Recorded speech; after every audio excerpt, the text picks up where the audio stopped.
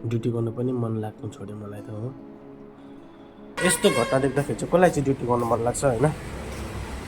नमस्ते सम्पूर्णमा है। मसँग चाहिँ एकदम नराम्रो घटना घट्यो है। म चाहिँ अहिले ड्युटी आइपुगेँ होइन। अनि को छुइनँ, ल्याब पनि खोलेको छुइनँ है। अहिले बिहान 8:30 भइसक्यो होइन। अनि अब मैले त्यस्तो सोचेको थिइनँ यस्तो हुन्छ भनेर होइन। के भन्ने अब तपाईँलाई सेयर गर्नु पनि अब कसरी गर्नु होइन, नसोचेको कुरा भयो है।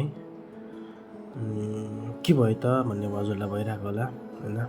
जे पनि भयो एकदम नराम्रो भयो होइन।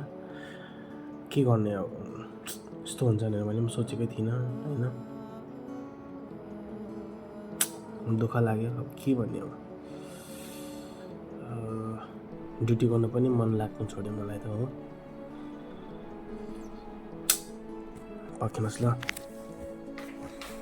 के भयो भनेदेखिलाई चाहिँ अब किन ड्युटी गर्नु मन लाग्यो भन्दाखेरि चाहिँ यस्तो घटना देख्दाखेरि चाहिँ कसलाई चाहिँ ड्युटी गर्नु मन लाग्छ होइन। यो चाहिँ 2टा ड्रेस धोएको थिएँ होइन, एउटा पनि सुकेन रहेछ। के लाएर ड्युटी गर्नु होइन।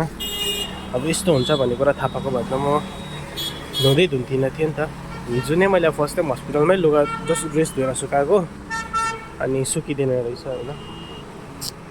एकदमै नराम्रो लाग्यो मलाई हो। यस्तो हुन्छ भनेर सोचेको थिइनँ। हुन त मेरो ड्रेस 3टा छ कि, एउटा चाहिँ मैले घरमै छोडेँ, त्यही 2टा सुक्छ होला भनेर।